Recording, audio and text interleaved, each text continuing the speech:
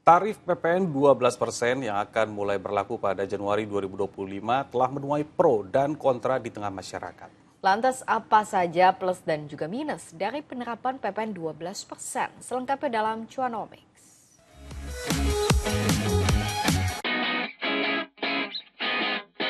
Hai, Cuanomics di sini. Apa kabarnya di sana? Nah, akhirnya ya resmi sudah ini tarif pajak pertambahan nilai atau PPN naik menjadi 12% mulai Januari 2025 sesuai dengan Undang-Undang Nomor 7 Tahun 2021 tentang harmonisasi peraturan perpajakan. Jadi, tarif PPN 12% ini akan diterapkan pada barang dan jasa mewah kayak misalnya barang-barang elektronik, mobil, motor, bahan makanan premium dan segala jenis jasa premium. Cuman tarif PPN 12% ini sudah menuai pro dan kontra nih di tengah masyarakat. Bahkan muncul yang namanya gerakan untuk menolak PPN 12% dan itu tuh ramai di media sosial. Bahkan lagi nih ya, ada juga yang namanya petisi online yang meminta pemerintah untuk membatalkan tarif PPN 12% ini. Padahal di sisi lain, pemerintah tuh meyakini kalau PPN 12% ini bisa memberikan manfaat yang besar buat ekonomi negara. Nah lo bingung nggak tuh ya? Yaudah, mending kita telah dulu deh plus dan minusnya tarif PPN 12% ini. Kita mulai dari plusnya dulu. Jadi memang dengan adanya PPN 12% itu akan menambah pendapatan negara ya, secara signifikan bahkan bertambahnya. Nah dengan pemasukan negara yang semakin banyak, itu akan berdampak pada dana yang dimiliki pemerintah juga semakin banyak untuk menjalani berbagai program pemerintah. Misalnya program pembangunan salah satunya ya.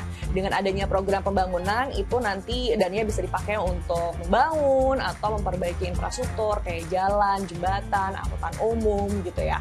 Terus bisa juga untuk program kesejahteraan masyarakat misalnya ya. Jadi untuk mendukung program-program sosial masyarakat kayak pendidikan, terus kesehatan, atau juga bisa bantuan sosial alias bansos itu.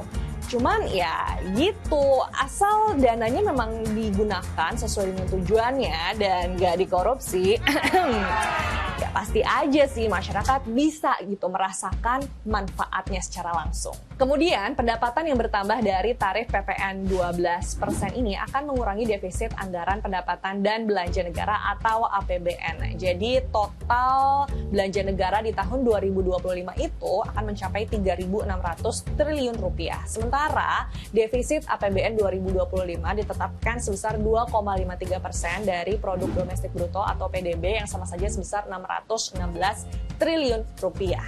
Terus tujuan lainnya dari tarif PPN 12% ini adalah menambah pendapatan negara untuk membayar utang luar negeri. Karena per Oktober 2024, utang luar negeri Indonesia itu sudah mencapai 423 miliar dolar Amerika Serikat. Dan di tahun depan, di tahun 2025 itu sudah ada utang jatuh tempo sebesar 800 triliun rupiah yang harus dibayar. Makanya dengan tarif PPN yang baru ini diharapkan bisa menambah pendapatan negara untuk membayar semua utang luar negeri sekaligus mengurangi ketergantungan kita sama utang luar negeri juga.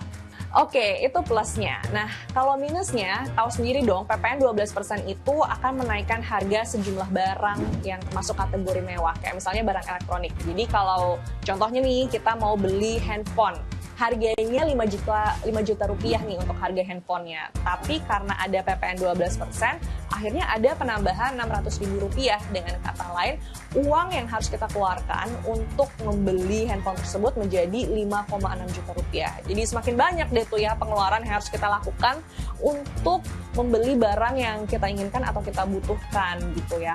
Nah, dengan semakin banyaknya pengeluaran yang harus kita lakukan ya, semakin banyak uang yang dikeluarkan untuk membeli barang-barang yang dibutuhkan karena masuk kategori mewah dan kena PPN 12%, artinya juga semakin meningkat tuh biaya hidup sehari-hari.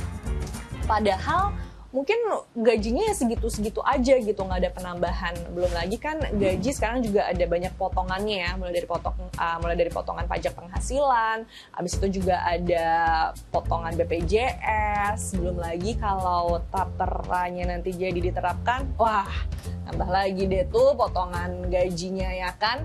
Nah, di sisi lain nih, ketika pendapatannya cuma segitu-segitu aja, tapi biaya hidupnya semakin meningkat, nah lo tahu dong apa yang akan terjadi?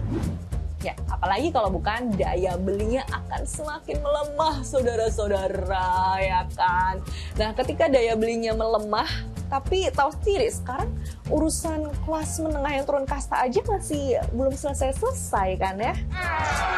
Selain itu, PPN 12% ini juga berpotensi memicu tingginya inflasi, yang dimana ujung-ujungnya itu akan memberikan tekanan juga kepada ekonomi masyarakat. Nah, merespon kecemasan akan PPN 12% ini, pemerintah akhirnya mengeluarkan sebuah insentif ya, berupa yang namanya paket stimulus ekonomi dengan anggarannya itu nggak main-main loh.